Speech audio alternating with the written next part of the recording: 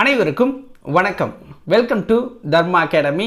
இந்த வீடியோவில் நம்ம பார்க்க போகிறது ஜனவரி மாதத்தில் 30ஆம் தேதிக்குண்டான கரண்ட் அஃபேர்ஸ் தான் பார்க்க போகிறோம்.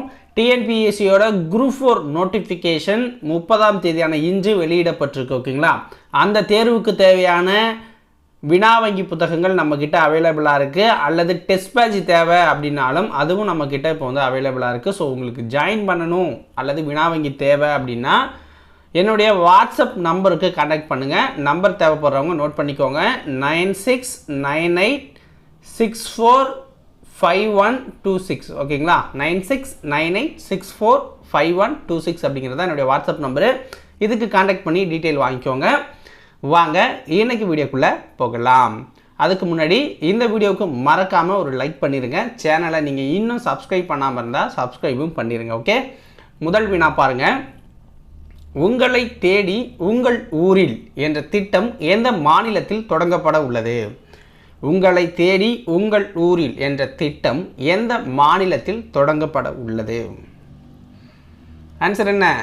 தமிழ்நாட்டில் தான் ஸ்டார்ட் பண்ண போகிறாங்க. தமிழ்நாட்டில் தான் ஸ்டார்ட் பண்ண போகிறாங்க. ஜனவரி 31 தொடங்க போகிறாங்க. ஜனவரி 31 தமிழ்நாட்டில் தொடங்க போகிறாங்க.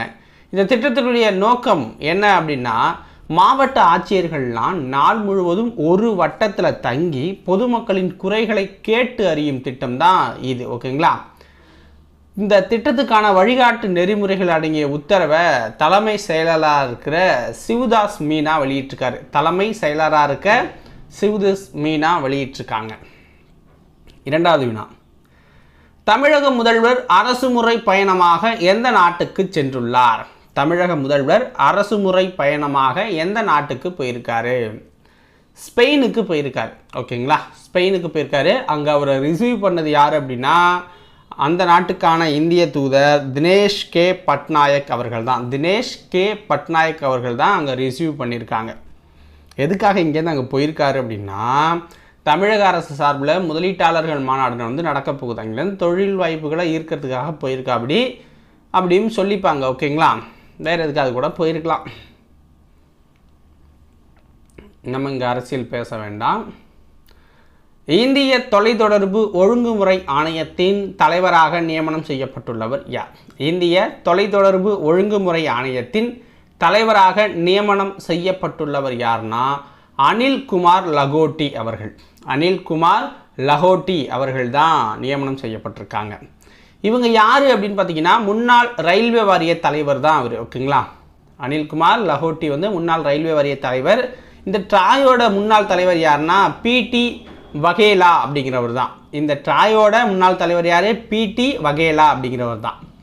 இப்போ நியமனம் பண்ணப்பட்டிருக்க அனில்குமார் லகோட்டி வந்து அவருடைய பதவி காலம் 3 ஆண்டுகள் அல்லது 65 வயது. எது ஃபஸ்ட்டு வருதோ அப்போ ரிட்டையர் ஆகிடுவார். ஓகேவா. குடியரசு தின அணிவகுப்பில் கலந்து கொண்ட அலங்கார ஊர்திகளில் தமிழகம் எத்தனையாவது இடம்? குடியரசு தின அணிவகுப்பில் கலந்து கொண்ட அலங்கார ஊர்திகளில் தமிழகம் எத்தனையாவது இடம் அப்படின்னா 3ஆவது இடம் பிடிச்சிருக்கு. ஓகேங்களா, 75வது குடியரசு தின விழா ஜனவரி 26 டெல்லியில் நடந்துச்சு. ஓகேங்களா, அதில் நிறைய அலங்கார ஊர்திகள் போகும். அதில் ஒடிசாவை சேர்ந்த அலங்கார ஊர்தி முதலிடமும் 2வது இடம் குஜராத்தை சேர்ந்த இதுவும் பிடிச்சிருக்கு. நம்ம தமிழகத்தைச் சேர்ந்த அலங்கார ஊர்தி 3ஆம் இடம் பிடிச்சிருக்கு. நம்ம அதில் என்ன ஸ்பெஷலாக காட்டியிருந்தோம் அப்படின்னா, 10ஆம் நூற்றாண்டை சேர்ந்த சோழர் கால குடவோலை முறையை நம்ம மையப்படுத்தி நம்மளுடைய அலங்கார ஊர்தி அப்படிங்கிறது வடிவமைக்கப்பட்டது. அப்புறம் தமிழர் திருநாளை பற்றி நம்ம கொடுத்துருந்தோம். ஸோ அதுக்கு 3வது பரிசு கிடைச்சிருக்கு. கல்லூரி கல்வி இயக்ககத்தின் இயக்குநராக பொறுப்பேற்று கொண்டவர் யார்? கல்லூரி கல்வி இயக்ககத்தின் இயக்குநராக பொறுப்பேற்று கொண்டவர் யார்னா சே கார்மேகம் அவர்கள் தான். சேலம் மாவட்ட ஆட்சியர். ஓகேங்களா, சேலம் மாவட்ட ஆட்சியராக இருந்தவர். உயர்கல்வித்துறையின் கீழ் வரும் அரசு மற்றும் அரசு உதவி பெறும் கலை மற்றும் அறிவியல் கல்லூரிகளின் நிர்வாக செயல்பாடுகள் உட்பட அனைத்தையும் கல்லூரி கல்வி இயக்ககம் கண்காணிச்சுட்டு வருது. ஓகேங்களா, கல்லூரி கல்வி ஸோ அதை வந்து இவர் மெயின்டைன் பண்ணுவார். Intercontinental super featherweight பிரிவு குத்துச்சண்டை போட்டியில் பட்டம் வென்றவர் யார்? Intercontinental super featherweight பிரிவு குத்துச்சண்டை போட்டியில் பட்டம் வென்றவர் யாருன்னா மன்தீப் சங்க்ரா அப்படிங்கிறவர் தான் பட்டம் அடிச்சிருக்காரு. போட்டிகள் அமெரிக்காவில் நடந்துச்சு. சாம்பியனான மன்தீப் சங்க்ரா இந்தியாவை சேர்ந்தவர். இந்தியர் மன்தீப் சங்க்ரா, ஓகேங்களா. அமெரிக்காவில் போட்டி நடந்துச்சு. ஜெரார்டோ அப்படிங்கிறவர் தான் ஃபைனலில் மன்தீப் சங்க்ராவுக்கு எதிராக விளையாடினவர். அவர் அமெரிக்காவை சேர்ந்தவர். அவரை வீழ்த்தி தான் மன்தீப் சங்க்ரா பட்டம் அடிச்சிருக்காரு, ஓகேங்களா. இந்த வீடியோ பதிவுகள் உங்களுக்கு பிடிச்சிருந்துச்சுன்னா மறக்காமல் ஒரு லைக்கை பண்ணுங்கள்.